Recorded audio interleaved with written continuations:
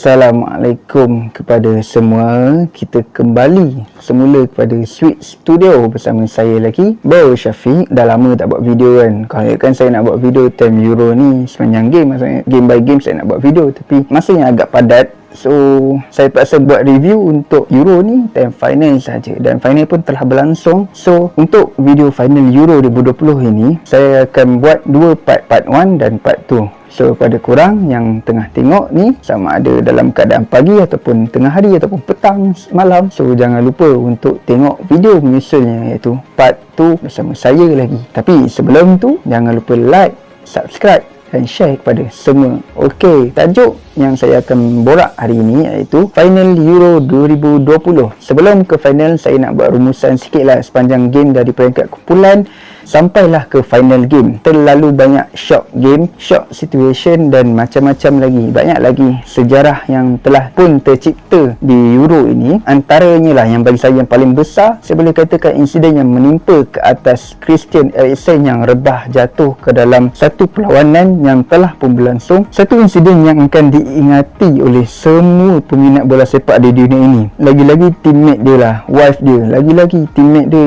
yang tengah bermain, tiba-tiba tengok kapten jatuh. Macam mana nak menaikkan moral balik? Dan lepas tu UEFA pula benarkan game akan berlangsung.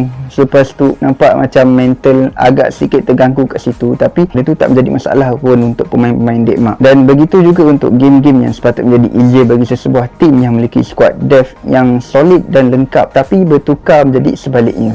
Ada satu part tu saya tengok gol Patrick Schick yang daripada tengah bulatan saya, dia merembat ke tengah. Bagi saya itu adalah sungguh confident dan aiming yang target betul-betul.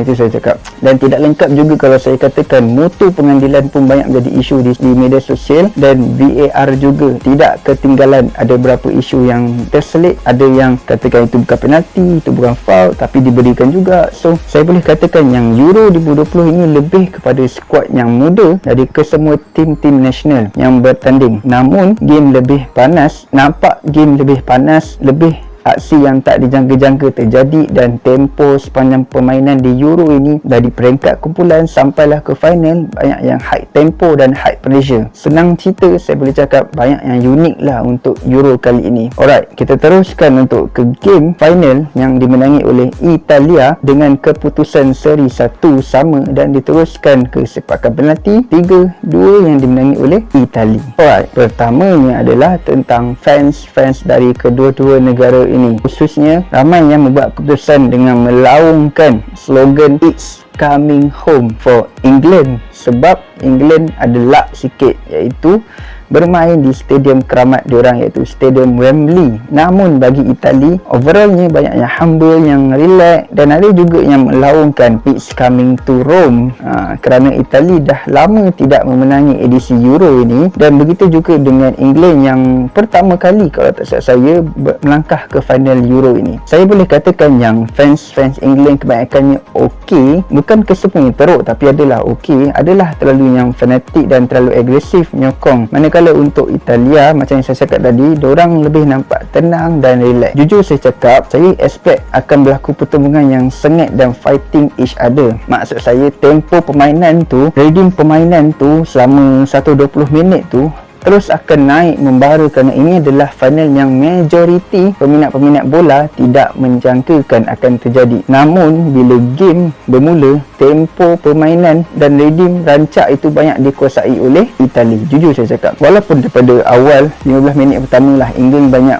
mengasak kubu Itali, tapi overall yang saya boleh nampak, Itali lebih banyak untuk menyerang sampailah ke 1-20 minit. England lebih mengharapkan counter attack untuk dilakukan dan terlalu deep defensif. Saya tak ingat minit ke berapa, tapi ada satu period time tu 8 atau 9 orang player membuat benteng lah, membuat kubu di dalam D-box. D-box tu dibuat beric macam tu. Istilah sekarang ni saya boleh cakap macam parking bus lah, tapi kalau dah 8 atau 9 orang duduk dalam D-box, bukannya parking bus lah dek, itu parking KTM dah.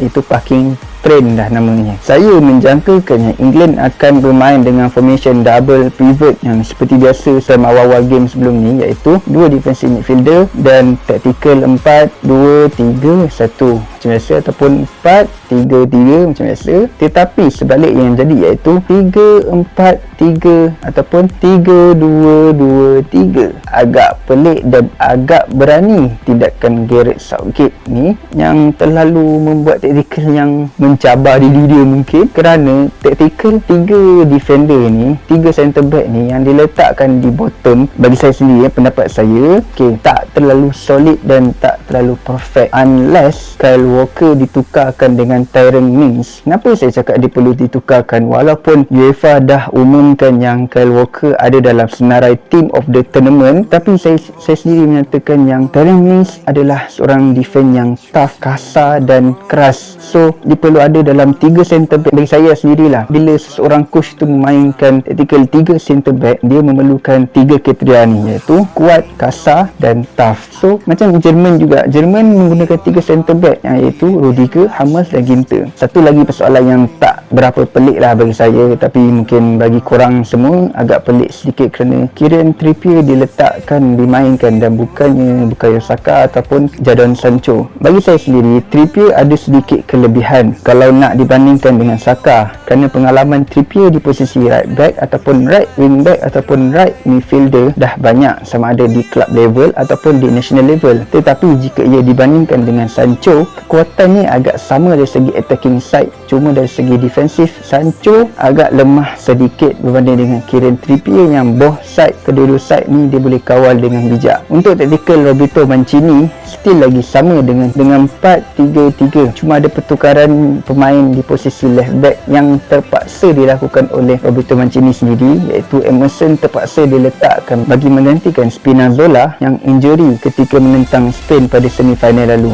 Sayang, 1000 kali sayang saya cakap, kerana most of the attacking part bagi Itali bermula dari belah kiri, iaitu bermula dari Spinazzola, lalu ke Insigne, dan bawa ke tengah ataupun passing ke kanan dan terus kepada Chiesa. Alright, saya bagi situ dulu. Okay, so jangan lupa untuk like, subscribe dan share kepada semua.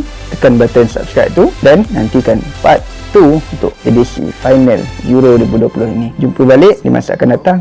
Assalamualaikum. Saya Bro Syafiq.